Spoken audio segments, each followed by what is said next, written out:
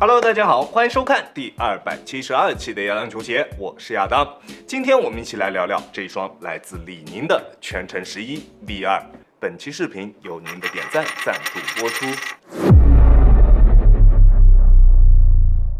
全程这一个系列是李宁旗下销量最高的一个系列，甚至没有之一。我在最近这一段时间被问到最多的一个鞋款，也就是这一双全程11的 V2 版本。先不说它在实战方面相比 V1 版本有多大的进步，就光是质感以及颜值方面的提升，就能吸引到不少的朋友。在配置方面完全没有任何的变化，依旧是搭载了全掌的泵，并且在中底外部全部使用了软质的 TPU 材料进行了加固。大底也跟之前的 V1 版本完全相同，没有做出任何的改变。两个版本之间唯一的差距只存在于鞋面。V2 版本的鞋面从原来 V1 版本的大面积工程网布改为了 Mono 网纱加上 TPU 混纱材质的组合，在质感方面有着大幅度的提升，并且在系带系统方面也从原来相对比较普通的系带系统改为了现在造型比较怪异的5对鞋带孔。在最前端使用了一对不对称的鞋带孔，第二对鞋带孔使用了2个塑料材质的这种柱状鞋带孔，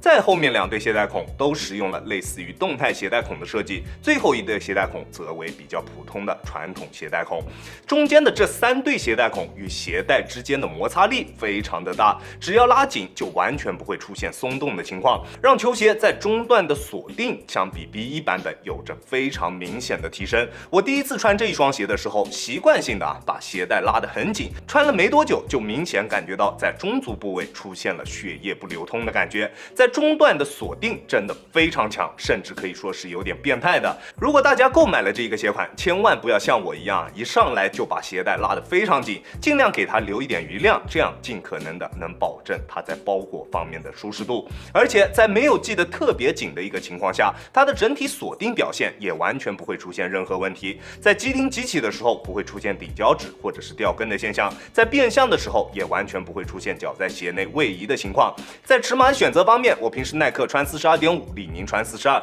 这一双鞋我选择42码还是比较合适的，你可以适当参考一下。球鞋的鞋楦依旧属于正常宽度的鞋楦，对于脚型的适配范围是比较广的。宽脚的兄弟如果想要选择这一双鞋，可以适当的选大一个尺码，这样可以得到更好的穿着体验。鞋面的材质变化还让它在整体的穿着舒适度方面有着一定的提升，穿上脚之后不会有任何的不适感，什么鞋面卡脚啊、鞋带勒脚啊之类的问题，在这一双鞋身上都没有出现。不过偏厚的鞋舌以及内部填充让它损失掉了一定的透气性，夏天穿它打球还是会感觉有一些捂脚。比较注重透气性的兄弟在购买之前必须要考虑清楚。在其他方面，这一双鞋跟之前的 V1 版本基本上没有任何变化，抓地表现比较一般，在干净的场地上不管往哪一个方向移动都会带一点多余的滑动，不能做到想停就停的水平。好在它的吸灰控制做得比较不错，并且整体的耐磨表现也完全 OK， 用来打外场也完全没有任何问题。中底的场地感以及反应性都还不错，在突破的过程中基本上不会有什么泄力的感觉出现，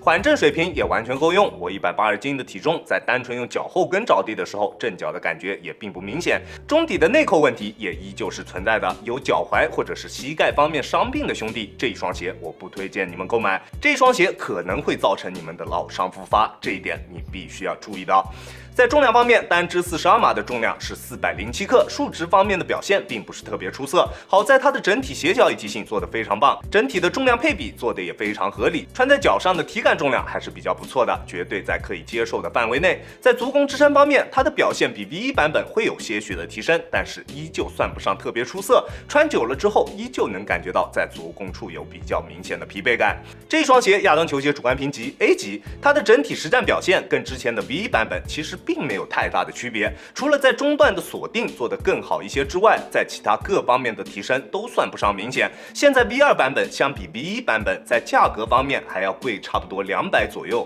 我觉得他们之间的性能差距远远没有他们价格差距大，我还是更加推荐大家去购买价格更加亲民一些的 V1 版本。如果你真的特别喜欢 V2 版本的外观，那么购买 V2 版本也没有什么问题。其他所有的兄弟们，我还是更加推荐大家去购买普通版本的全程11。OK， 这就是本期视频的全部内容了。再次感谢大家观看本期的亚当球鞋，亚当球鞋一切从实战出发，我是亚当，那我们下期视频再见吧，大家有空来做 ，peace。